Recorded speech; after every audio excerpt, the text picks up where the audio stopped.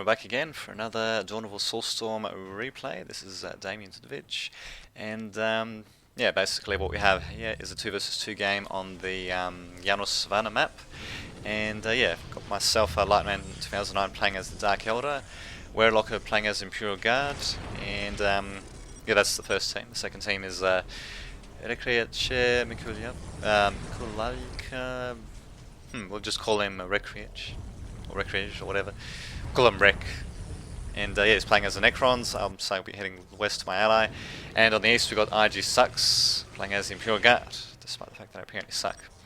So what the hell, we'll just change the perspective. There we go, we'll just change the production perspective to my opponent, IG Sucks. Played one game against him before, and yeah, he does seem like a pretty competent player to say the least.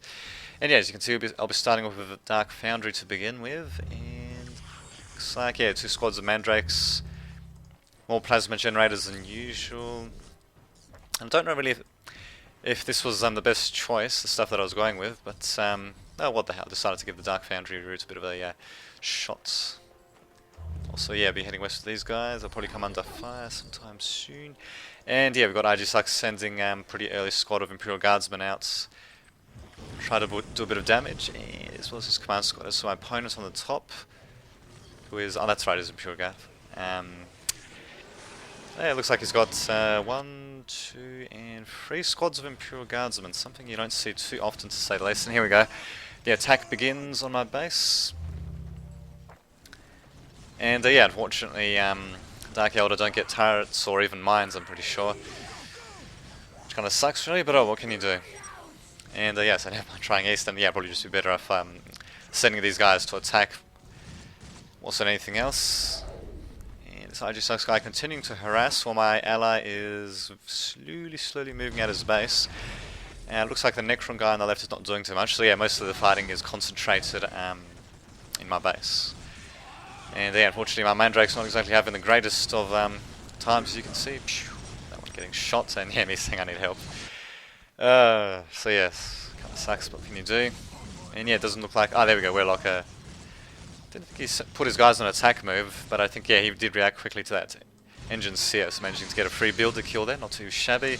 And of course, yeah, my opponent goes straight for the plasma generator. So this is one thing that I wasn't paying too much attention to at the beginning, and yeah, it's going to cost me pretty dearly, because yeah, seeing as I went with Dark Foundry routes, with there you go, even the Hellions costing a bit of power, you really have to keep your initial plasma generators alive. I mean, generally you should keep them alive, but if you're going with a heavy vehicle route to begin with, then yeah, you really need those initial plasma generators, to say the least. So in any case, yeah, I do send out a Mandrake squad, wow, and they're just getting blasted back by that Psyker there, and yeah, now we've got a Necron Lord coming in as well, so yes. As you can see, the Dark Foundry route is a very vulnerable build. I probably would have been better off just going with a Hall of Blood, but as you can see, my Mandrakes are slowly tearing into these members of the command squad, but yeah, as you can see, I don't have any ranged troops, that's the problem. And the thing is, to get the Reaver jet bikes, you need the what was it? The Homunculus laboratory up to be up and running as well. And there we go. There goes the second plasma generator, Necron Lord coming in to do a bit of work there. And yeah, the problem is you need quite a few resources to get all that up and running. So Dark Foundry initially, all you can do is produce Hellions, which aren't too bad, as you can see. Nice little jump troops, but actually. Oh, that's right, you need a Homunculus laboratory to get a bloody succubus as well. But anyway, they're not too bad, but the problem is though, the only ranged fire you get until you get the Homunculus laboratory with the Dark Foundry is of course these listing posts. And as you can see, my opponents, they can just run circles around them, and the problem is that where I built my plasma generators, I didn't actually build them anywhere near the listing posts. So of course it's a bizarre start. I decided to go with the Homunculus laboratory. Of course, it immediately gets attacked to the Necron Lord, and yeah, Necron Lord managing to teleport somewhere or other, and yeah, my Hellions also engaging this command squad. Let's see, oh, down to 1 member though, but yeah, they are building a priest though. And yeah, with additional Mandrakes to come in, we should be able to take care of that command squad relatively easily, but yeah. The damage has been done, and wow, I don't know what the hell I was thinking with that slave chamber. I think I really mistook the amount of power generators that I had, or just must have ignored it for the time being for whatever reason. Yeah, now my opponent, as you can see, is going to have a pretty hard time, although he does have a tactical control out, getting a couple of grenade launches here and there. But the problem is the guardsmen at tier 1 are kind of crappy really. And there we go, I finally say building jet bikes. But the problem is though, I don't have any plasma generators, so we'll just see how much power I have. Oh, 253, I've got a bit saved up. But the problem is once that runs out, there's only so much you can do. And of course, the amount of damage that opponents have been able to do, yeah, now my opponent is going to be going to tier 2, my ally is not going to tier 2 at all, and my Necron opponent is still at tier 1 himself. But the problem is though, the Coastal Machine Spirit ability can negate Reaver jet bikes, or at least it can negate a single Reaver jet bike and yeah, greatly reduce the amount of firepower that is being output when you have small amounts of Reaver jet bikes like this single Reaver jet bike that I have here. God knows what the hell is thinking there. It's interesting, he's going for a second priest instead of a psyker. Not really sure that I agree with that. It doesn't look like he even has a tactical control out, but in either case I do have my first Reaver jetpack out, thank God, and for some reason I decided to pit it against this listening post. Not really sure why. Probably been better off just trying to harass our opponents. But anyway, comes a second and a third Reaver jetbike, and even managing to get a fourth one out. Interesting. While I don't have any more plasma generators, so I don't know what the hell I was thinking of that. Also managed to get the Homunculus out, which is another power-intensive unit.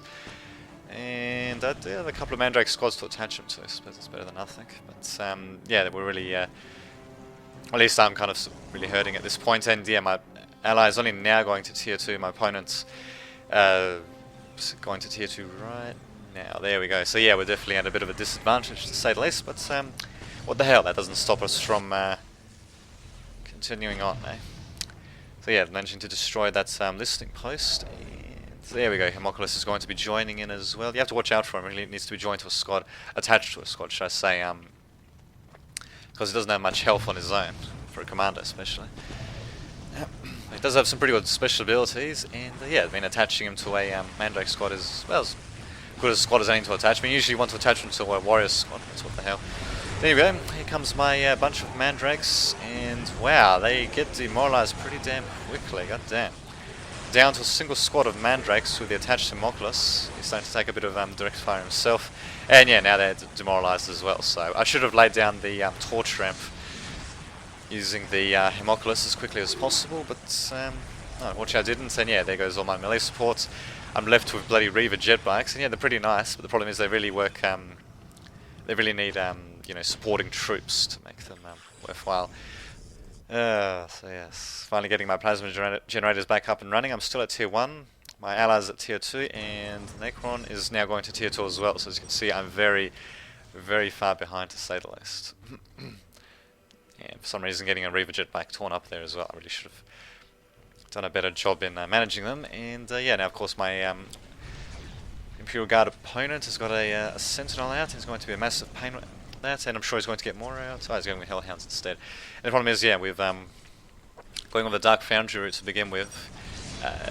You kind of lack anti-vehicle options until you hit tier 2, I think. Then you gain the Talos. But the problem is though, is that it's a walker vehicle with not much of a ranged attack, if I remember correctly. So yeah, then going toe to toe with Sentinels, they can just dance it around.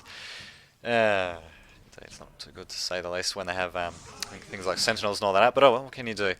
Bit of a learning experience, I suppose you could say. And finally I'm going to tier 2, so it certainly took me long enough. Also got a bit of a running battle in the middle there. Got IG Sucks chasing around my allies guardsmen, while the Hellhound takes a few pot shots at him with its fancy flamers.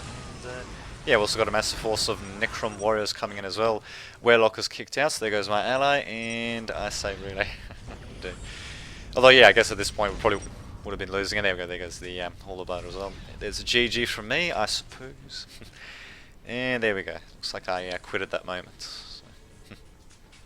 Interesting game indeed, quite the learning experience, and yeah, it certainly goes to show that, Dark Foundry build, not always the greatest build to go with, just something I wanted to try out there. Although there are times when it can be incredibly effective, but the way I executed it there, well, it wasn't too good to say the least, but oh well. So yeah, good game to our opponents. This has been Dames with Vidge, signing off.